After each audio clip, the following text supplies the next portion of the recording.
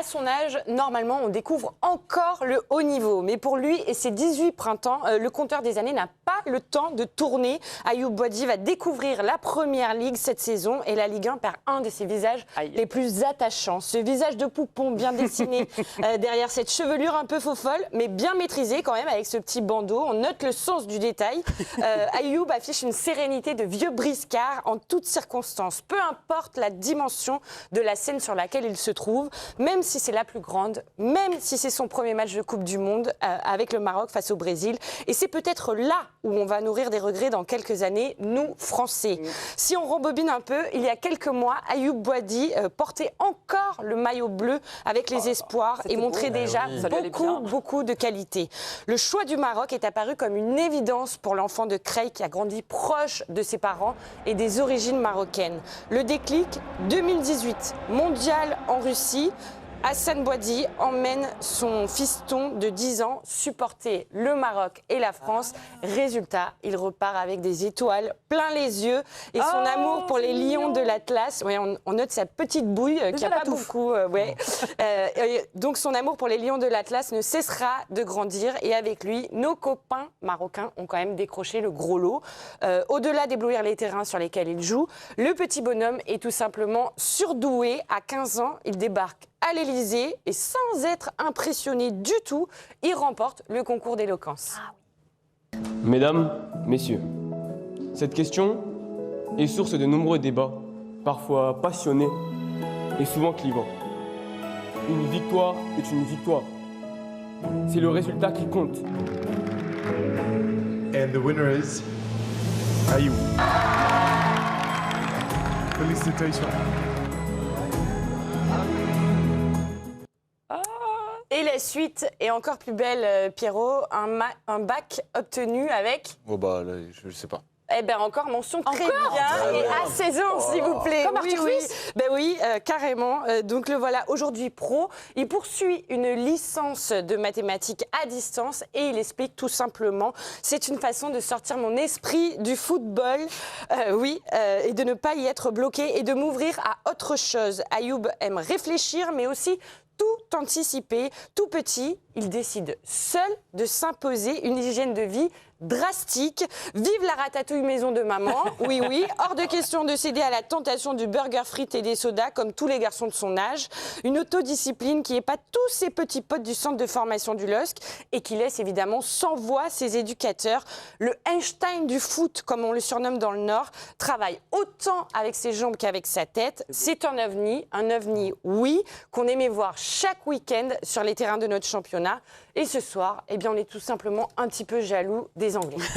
Merci Camille pour ce portrait. Bravo, hors cadre. On apprend plein de petits trucs. Qu'est-ce qui vous titille le plus? Le concours d'éloquence, c'est quand même pas mal. Bah oui, je le savais un petit peu parce que Pierrot nous l'avait dit il y a quelques années. Tu as assisté justement à ce concours d'éloquence. Est-ce que tu avais tout compris déjà, Pierrot? Oui, on va expliquer les règles du concours d'éloquence. Mais blague à part, non, c'est une tronche. Pas beau, ce déjà, que tu fais. Ayoub Boadi, c'est une tronche sur le terrain, c'est une tronche en dehors du terrain. Et c'est un crack vraiment générationnel. Manchester City, ils ont fait une affaire. Tout le monde parle des 100 millions. Ça peut paraître excessif.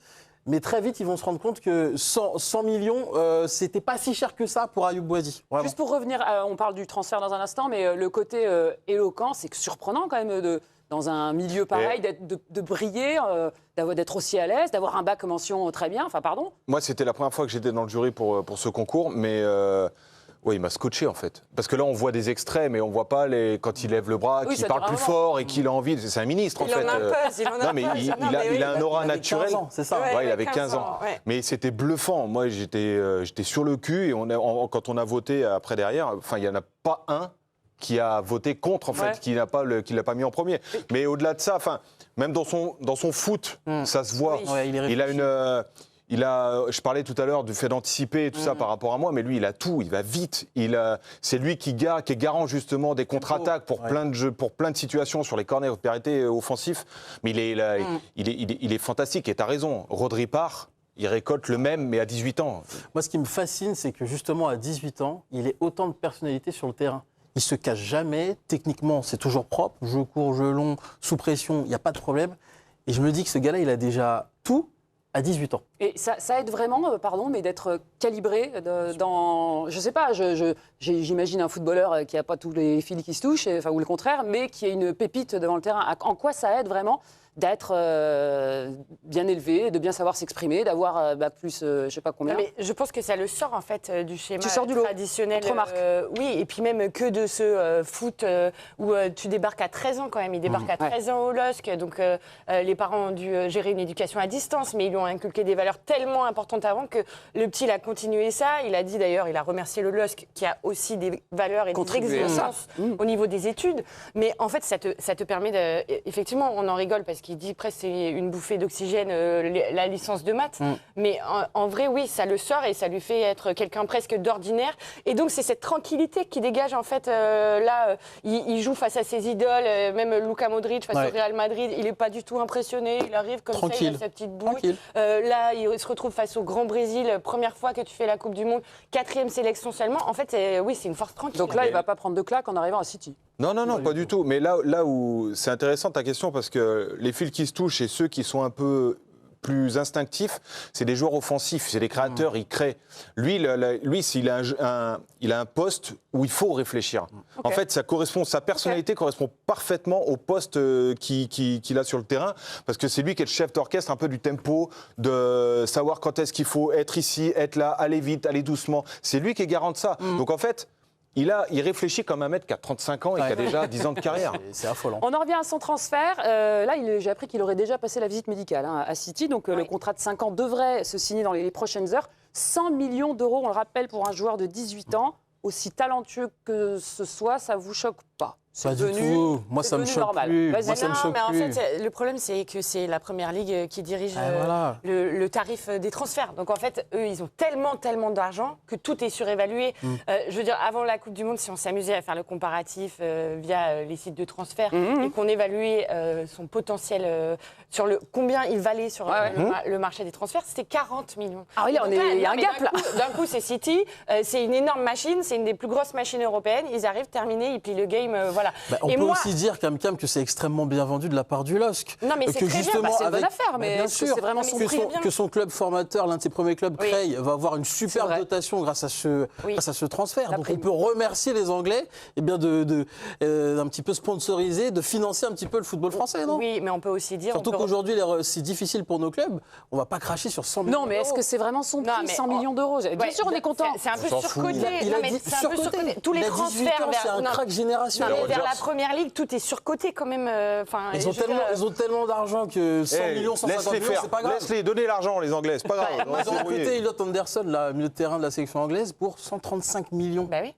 Et ça ne me choque pas, moi non plus. C'est les tarifs maintenant, surtout venant de la Première Ligue. Oui, mais nous, en fait, en France, on ne peut pas s'aligner sur ces... donc en fait, c'est pas grave. Mais on aurait aimé le garder, Pierrot. Bah oui. Mais non, franchement, il faut être fier de ça. On est fiers, mais s'il joue en France, on est encore plus fiers. C'est toujours pareil, les Dembélé, tous ceux qui sont partis à l'étranger, Ryan Cherki, c'est la même chose. C'est les joueurs qu'on forme des talents, on est les meilleurs là-dedans. Continuons de faire ça. Il faut que ça devienne en fait un modèle économique. Mais ça l'était pendant une période. On s'est assis parce que les droits télé nous donnaient un chèque à chaque fois. Tous les clubs s'étaient assis dessus. C'est plus comme ça maintenant. C'est bon, ça rentre. De toute façon, on peut faire n'importe quoi et engager n'importe qui. Là, c'est cohérent, quoi. C'est normal, c'est bien. Et le fait que son adaptation du côté de City, vous n'avez aucun doute, ça va se passer. J'espère qu'il parlera mieux en anglais que Céline Sheriff. Et la pizza? Non, mais après, ça va être intéressant parce qu'il débarque aussi, il n'y a plus Pep Guardiola. C'est un tout nouveau projet aussi. Non, mais je veux dire, avec Maresca, on ne sait pas comment ça va apprendre. Là, il envoie des trucs en disant ah oui, Ayoub Boadi, il n'est pas en mode viens vite, mon petit Ayoub, on t'attend les bras grands ouverts. Personne fait ça. Oui, mais bon, nous, on avait envie de faire ça. Donc, surtout toi, j'ai l'impression. City sont en reconstruction, tu l'as dit tout à l'heure, ils ont perdu Rodri, ils ont perdu Reinders, Bernardo Silva. C'est le moment aussi pour eux de faire confiance à des jeunes. Ils l'ont fait avec Elliot Anderson, là avec Ayoub Boadi. Pour moi, il va s'éclater en Première Ligue. On suivra ça de près, en tout cas, dès que ce sera signé. On vous tiendra informé. Merci.